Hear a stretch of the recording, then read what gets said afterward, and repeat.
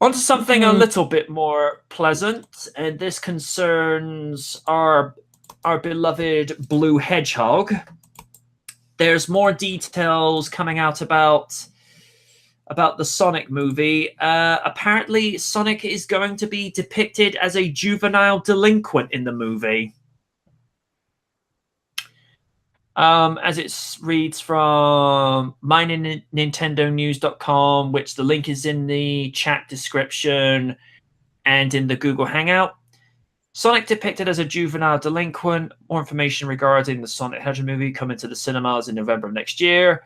Jim Gionopola, I'm not even going to try and read that, who is Paramount's chairman and CEO, revealed at the 10th annual PGA that Sonic will be portrayed as a juvenile delinquent in the movie adaptation of the long-standing video game series. He's a juvenile delinquent on the adventures in a pretty straight rural environment with a local policeman. I'm guessing this is going to be James Marsden. It was instantly engaging. It was good enough where you could see where it's going.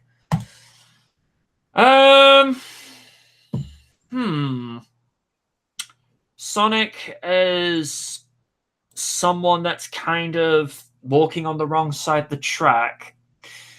I'm gonna be honest, that's different. That's kind of a fresh take, and it might actually reestablish the moniker of the hedgehog with attitude. So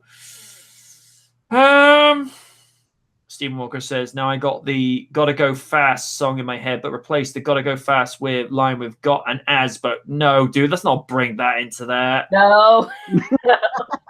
I don't think they'll go on Chav levels. Not even Paramount is that crazy. Yeah, for those that don't know what an ASBO is, it's an antisocial behavior order. Yeah, hence why I made the reference to Chavs. Yeah, what is it you call it in... what is it? There's another name for it that you guys call it over in the States? Wanksters. Yeah, we'll go with that. There's another word, but it's a bit more derogatory, so I'm kind of giving you the PG-13 version. Fair enough. Yeah. Fair enough. Fair enough. Because I'd feel bad just saying the word in itself, because I try not to use derogatory language unless I'm quoting someone verbatim. Well, well, that's different because you're just quoting them. It's not your words. Yeah. If that makes any sense. It does. All right. When we'll start with you, what do you make of that? Do you think that's a good way to have Sonic portrayed? I mean... Well, for one thing, as you said, with the Hedgehog with Attitude, it would kind of bring that up, because that's how he was always marketed, both the games and even in the Sad M cartoon, where the lyrics said he's got attitude. It seems like a nice little throwback to the way he was in the 90s, and the fact that it's kind of a new approach that doesn't seem to pander or over the top, or let's do something cool to get kitties, butts, and seats. It actually seems like something that legitimately works. Maybe he becomes a freedom fighter in this movie. We shall see. It's hard to say, but the concept, it's not as bad as I thought. Just as long as they don't turn it into Bayformers, but I don't think that'll be the case, especially with someone like the director of Deadpool behind the camera. Well, as Kaiju said 2 weeks ago, with someone like him, he knows how to spend his budget accordingly, even if it's, a relatively, modest budget. Because as we've discussed, $90 million in today's market in Hollywood, it's still a lot of money, but it's not, say, in the same regard as, say, that of Iron Man 3, which I think had something like $250 million put into it. But then again, considering the amount of CG work, they had to do to make it look as photoreal as possible. That kind of stands to reason. I don't know. As you say, the proof in the pudding is in the eating. So, And to me, this pudding actually doesn't sound too unappetizing. If anything, I'll definitely have to try to find a way to get to the Regal Cinemas off the hill, because as I said, my small town only plays one movie every 2 weeks. In this case, 3 weeks. It still had Solo in it. Stop! Go away. The Force is not strong here.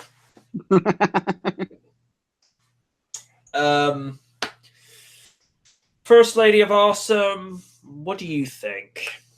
I have to say, I'm actually dig the idea of Sonic being a juvenile delinquent. It makes sense for his character because, as you guys have said, he's the hedgehog with attitude, and who else has an attitude than a juvenile delinquent who does not like the police? And if he's going to have a bit of a conflict with James Marsters' character, who's I'm guessing gonna be the sheriff. It still hasn't been confirmed, right? Originally, when I went to go look at the Wikipedia article about this, well, more to the point, I looked at James Marsden's wiki page. Originally, it said it was the character of Tom who was going to be a policeman, and that he was going to be assisting Sonic around. And then there was rumors flying around that Marsden was going to be voicing Sonic, but I don't know. I think it's going to be one of those things where use Occam's razor, because I think he's more than likely James will be the obligatory supporting human character, and who knows, we might get a completely different voice actor for Sonic. I mean, you don't know. Yeah. And I can see them having like a sort of like an antagonistic relationship when they first start off with each other. It's like, I don't want to deal with you. You're under arrest. And it's like, that's cute. And then he runs away. And I can definitely, it's like, I can definitely see that happening. And it kind of fits with what it is. And it doesn't sound too bad. But again, wait and see. I'll wait for a trailer to make an opinion about how that goes. Master Raiden. It sounds pretty cool. It sounds like it's more of a origin story of like the first time he ever sets foot to Earth.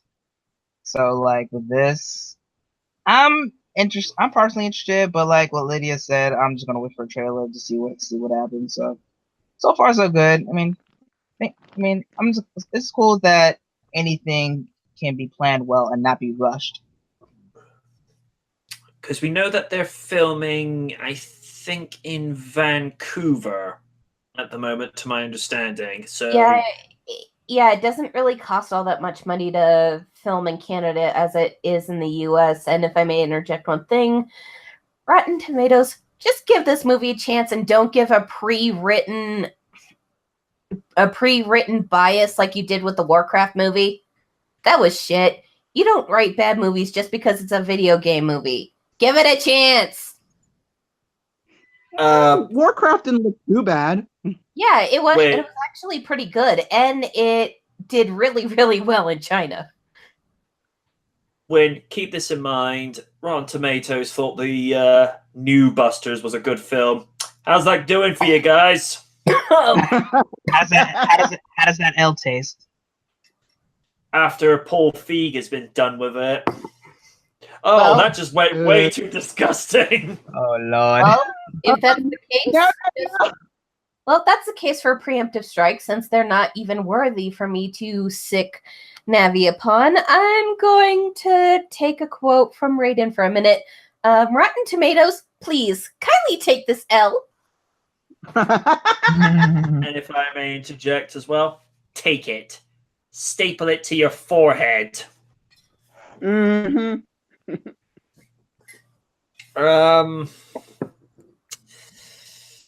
It'll be interesting to see what they do.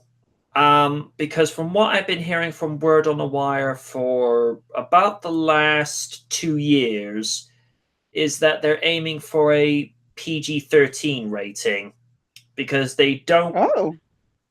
I think with Sonic, let's just be clear on a few things. You need to have that, I want to say, young family rating, and by that definition, not to have it family friendly to the point of it's like the first Land Before Time movie, even though there are some very sad moments in that flick. But it's got to hit that sort of Iron Man 1, Spider-Man 1 style of humor where it's working within its boundaries, but it's not being contrived. It's actually using a script where you think, okay, that makes sense. It's not purposely, puffing itself up to something it shouldn't be. I mean, look at the Yogi Bear movie. I never really seen it. The only thing I could say that's good about it that I heard in the trailer is that Justin Timberlake actually does some pretty decent voice acting. He did. He was one of the few reprising pieces of it. And I will give Dan Aykroyd this. He was a good Yogi. I will grant him that. But the type of scenario, the main protagonist goofs off too often. Something comes in to threaten his local area. He wises up and starts, mounting an offense. It's like, yeah, guys, we've seen this before. It's not fresh. It's not unique. It's not new. Please do something else. What does that have to do with his shenanigans of kiping people's picnic baskets? And There was the ranger? There was that in the movie, but it's gone and forgotten with in about 15 to 20 minutes. I'm like, oh, for gosh sakes. So his shtick was short-lived and plays for something to pander. GG, no re. And also, they stuck in a very, very forced romance angle between the Ranger and Anna Faris's character, which most people will remember as Cindy from the Scary Movie series. Oh yeah. God. I remember. It's like, Jesus, if you have to have romance, you could have been between Yogi and Cindy Bear. I mean, she's still a reasonably good actress for that kind of deer in the headlights sort of thing, because in Scary Movie it works, but it's like, couldn't you have picked somebody else? Again, nothing against her specifically, but it's just like, we've seen this from her before. It's not fresh. It's like, if you watch the first two American Pies and see Jason Biggs playing Jim, as soon as you go to watch Wedding Days, which, for the love of God, don't watch that movie. That movie is utter flu. I don't go using the C. I don't go using the C word because I think that gets wrongfully misused. That's just my stance on it. But he's just acting like Jason. He's just acting like Jim Levinstein, but with a different name. It's just like, I've seen you do this before. Please give me something that surprise me. Show me you have range. And it's like, no, I'm going to be Jim Levinstein. I'm done. Bye. We'll close off on the Sonic movie situation because Tails Channel reported this on their Twitter regarding with the screenwriter for the Sonic movie. I asked, will Sonic look weird and freaky like in that fan film? Which, personally, I didn't have a problem with the way he was represented in the Blue Core Studios movie because it was a fresh take. They wanted to do something different. I got no problem with it. Or will he look the same the way he does in the CGI game cutscenes? He said neither, and he confirms that Sonic will have a new design that's still Sonic, but a little more realistic. Considering it's a live-action movie, I think what they'll probably do they'll probably have a little bit of a fusion of the art style that he had in Sonic 06 mixed in with what they did for the Sonic fan film. So he probably will be noticeably when I say furrier, you'll actually notice where the hairs are specifically, like Eddie LeBron did with his movie. So that's probably where they're going to go with it. I also asked him if Sonic will be the main focus of the movie, because my fear is that the human characters will get more screen time than Sonic, which we've seen this done enough times with the Transformer movies. To which he replied, Sonic is the main character. That was very important to us. So that's something. So that was something that was pleasing, because, and I find it very counterproductive and, pardon the expression, ass backwards when they go and make a movie called Transformers, yet it's the human characters that are, they get the top billing of the movie. It's like, shouldn't it be the robots that get top billing? It took them 3 movies before it got to Transformers Age of Extinction to realize, oh gee, maybe we should have these guys headline the movie. It's like, that's a good idea. I mean, seriously. I mean, I still say Age of Extinction was an improvement after the last 3. I mean, the humans were competent, and the Autobots, of course, were just a ball. Personally, for me, it's Hound, voiced by John Goodman. Yeah. But yeah, I'm glad that Sonic is going to get top billing, because that's the way it should be. Nobody is mentioning if we're going to be getting other supporting characters, whether it be Tails, Knuckles, Amy. I personally want Sally to be in there, but I know that's not going to happen because Sega don't know sense. Come on, Sega, listen to real fans, not the fan. No sense. Here's my rationale train of thought. As Raiden said, it's more than likely going to be an origin story, just to see how it pans out. What I think will probably happen is, in an end credit scene, we'll see something rustling in the bushes and then see just 2 tails pop up. So people will get the hint of, oh, I see where we're going for the next game. Because I think if they introduce characters slowly, just so that you don't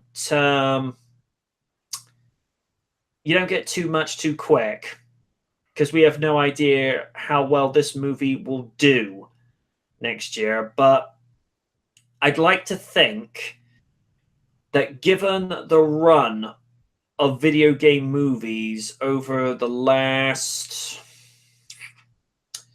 27 years, of how not to do a video game movie, and the fact that the screenwriters are apparently diehard Sonic the Hedgehog fans, it could be good. Yeah. Actually, Steven just said, just said it right there, like the MCU building up the world slowly. Yeah, absolutely. I begrudge the MCU for a lot of things with what they've done in some of the last few movies. But the build-up from Iron Man to the first Avengers movie, it was done spotless. Because by the time the first Avengers movie came, we got to know all the characters. All right. We got to know Hawkeye and Black Widow a lot more from that. But with the likes of Stark, Banner, and Rogers, and of course Nick Fury, we already know full well who they were by the time the first movie came around, and it gelled well. But with Sonic, the only movie he's had to this day, is just a compilation movie of 2 episodes from a 2-episode series in Japan in the mid-90s. We'll just have to wait and see. Okay, Dan, see you in a bit. Of course, Money in the Bank's on tonight. Oh, that's on tonight? Yeah, I might check it out a little bit. I'm interested to see what Ronda Rousey will do against Nia Jax. I got a funny feeling she's going to win. Yeah. And from what I've heard, rumor is that Natalia's going to turn on her and turn heel again. But that's just a rumor.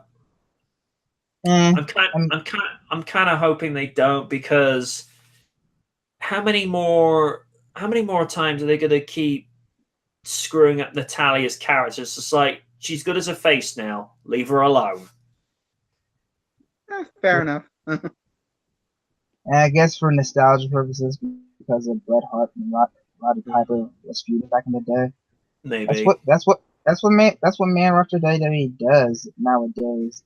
They take something that was good back in the day, and they just put it in the now. But nowadays, with the bad booking, all it's just suffocating. May we not remind ourselves of what happened with the AUTHORITY? Silly me, never mind. Doesn't start for another 2 hours. Yeah. Win, what do you make of the idea of the fact that Sonic's going to get a redesign, and more to the point, they've said it's going to be somewhat realistic? Well, since the director's specialty is actually animation, it could work. Look what he did with Deadpool. It was faith. The CGI effects were faithful, but at the same time, it did kind of have some elements of new added to it. And it seems like the guy does his research, so maybe it'll be good without being on too high of a level of the uncanny valley. So it could be good. Hell, if you say what people will about Sonic 06, the cutscenes, you have to at least say, were beautiful. They could go that route where he looks faithful, but you can see the kind of textures needed. So it could be that. I highly doubt they'll go too crazy, especially if they want the movie in itself to do well. Yeah. And as we've seen with the first Deadpool and other projects he's been behind, this director seems like he has a passion for filmmaking rather than just instant cash grabs. So I'm going to remain optimistic. It could be good. If I'm wrong, then hey, I'll cut myself a slice of humble pie and I'll choke it down. But at least we know that Sonic's going to be the one that's getting top billing, and he's not just going to be the silly human featuring Sonic. Yeah, that was kind of my problem with Transformers and Alien versus Predator. There wasn't enough Alien versus Predator and too many silly humans. You mean Requiem? The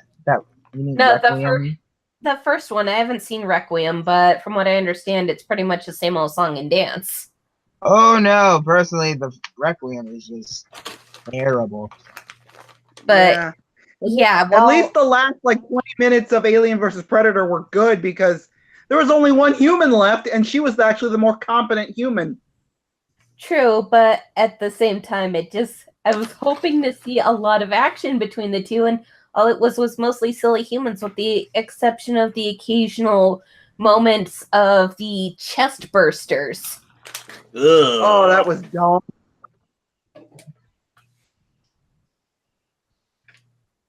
But yeah, you get what I mean. If there's a movie with the titular character's title in it, it should focus quite a bit around it. If it's a team, then it focuses on everyone on the team equally.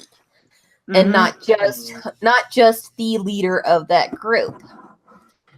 Yeah. Obviously, you want to give equal screen time to your cast, but at the same time, you know that the one to finish it is going to probably be the main character. For example, Justice League Crisis on Two Earths gave an even distribution of the League kicking ass, taking names, and the final bout was between Owlman and Batman. That made sense.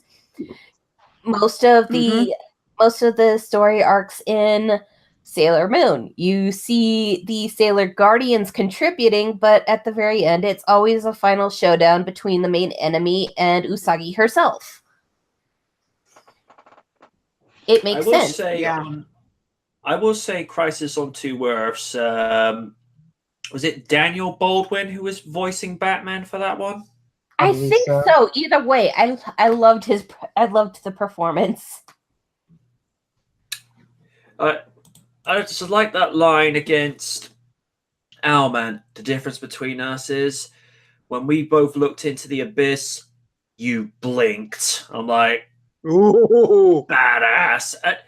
Thing that I'm astounded by, they got James Woods as Owlman. I'm like, And how did you get him? he was chewing, Yes. and he was chewing up the scenery behind the mic nicely as Owlman. But then again, you can say that about the entire voice cast. While I do love me some Susan Eisenberg as Wonder Woman, Vanessa Marshall did a really fucking good job. And Gina Torres as Superwoman, they couldn't have picked anyone more perfect. Right? I do I was like about Gina. to say the same thing. I do like Gina Torres. She's very good. You're Mhm. cute, but that move's gonna cost you a rib. Ooh. I guess- She just snaps Batman's rib.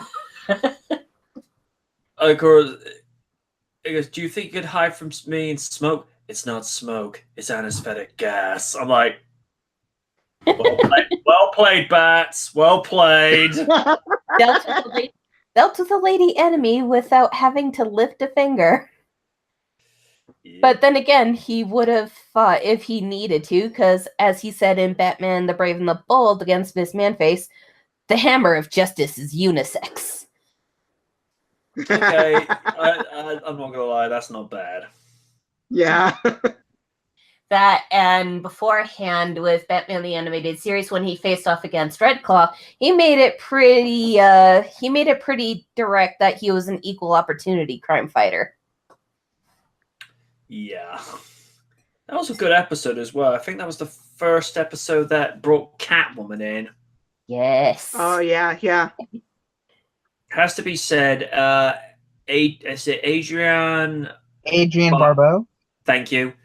Her take on Catwoman, flawless. Yeah. Mm-hmm. Even though she was a jewel thief, she was still sympathetic. Yeah. Yeah. Yeah, they got her morally gray writing down perfectly, because there are moments where she'll be a jewel thief and an antagonist in the comics, and there'll be moments where she's a hero. Hell, for a while, she was in Justice League International. Oh. New Oh, 52 nice. run. Oh yeah. Although, as much as I love the Batman series, I felt like they kind of overdid it with the cat puns with her. Just a tiny bit too much. A little bit, yeah. I mean, like I say, I love that series because it's a fresh take on an animated classic. It wasn't trying to purposely be like the animated series. It's like, no, that thing stands, in a league of its own. We don't need to even go anywhere near that. It's trying to be its own thing. The one villain I wish that they could have retooled properly is Mr. Freeze. Yeah, they really fucked that up. God. Yeah. True story. Yeah, they went back with the freaking C-list approach, C-lister days approach, instead of what Paul Dini and Bruce Timm did with the animated series, which marked him up from a C-list villain to an almost A-lister. I mean, I showed Lily Livers his first appearance in season 1. In 22 minutes, he cut about 14 to 15 ice puns. The one that killed me, where I just groaned, is where you see him walking through the park and he just goes, "Baby, it's cold outside." I'm like, "Ah!" Oh. Like, stop! Though I will give Clancy Brown credit, he did do his damnedest in that role. It's like, oh, Yeah. is it a cold reception? I'm like, stop that. It's like, No. stop. And you know the way Clancy Brown hams up a lot of his voice acting in a good way. He's probably thinking, I will never stop the dad jokes. Never. All right. And just to get your goat, he would probably do it laughing like Mr. Krabs.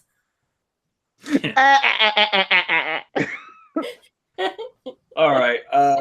We've gone on long enough and veered off course. So, Raiden, 2 cents on the fact that Sonic is going to get top billing and the fact that his design is going to still be very Sonic-like, but a little more realistic. Well, sometimes being realistic can be great, but sometimes it could be very abnormally terrible. But anyway, I still have faith with it. So, like everything, you're just gotta see what happens with it. I mean, Sonic redesigns have been pretty good from modern Sonic to like, even though the game was shit, Sonic Boom. So, I'm willing to see what they're gonna do with this new design. All right. Lydia. Yeah, like again, it's like wait and see kind of thing. I need to see what Sonic looks like before I can give my actual opinion. That being said, the people behind this are also the same people who made Colossus look good, and I'm like, okay, all right, I'll give you that one. Let's see where that goes. If they're going to do slightly more realistic and the fact that Sonic is going to be interacting with humans, my only criteria is don't go for the generic approach that people have done so many times before, whereby he's something like 3.5 feet. At least make him 4 feet 11, so it's at least moderate human height by that point. Considering, let's call it for what it is. If you have a character that is sentient and is bipedal, it's like he's more than an animal by this point, because animals, with the exception of the kangaroo, do not walk on 2 feet and go eating chili dogs, and particularly if you go by Saturday and spouting some of the worst puns ever. Like, I love Jaleel to death, but I hate this one line he says in Sky Spy, "Let's glide, Clyde." I'm like, dude, stop. It's like, that's terrible. Well, should be okay, because you got to remember that was in like 1993 when freaking puns were in everything. Oh yeah. I mean, I think occasionally they gave Sally some sassy lines to work with, but was very low key. Whereas obviously Jaleel gets top billing because he is, no pun intended, the face of the show. But she always got given like the right amount of material to work with against him, if that makes any sense. So we'll see. I'm just the thing I'm looking for is it has the right level of Sonic-ness in the script where you can recognize the character's dialogue, but at the same time, I'd like it to be at a level where anyone can watch it. So think the first J.J. Abrams Star Trek movie, where nerds and casual watchers can come and go, okay, I like this. This is good. That and Chris Pine plays a good Captain Kirk. I'm going to grab the man that. Yeah. Has to be said, the man has aged surprisingly well, considering it's been, 9 years since that movie. Oh yeah, he still looks good, especially when he plays Steve Trevor in Wonder Woman. Yes. And rumor is that he's coming back. I like how? Unless it's a unless it's a flashback. It might either that or a hallucination, because you see in the picture on set where he's in the background, there are people in 80s clothing walking around. I'm like, okay, I'm asking questions. What the hell? All right. All right, we'll move on. Can finally put that one as being crossed off.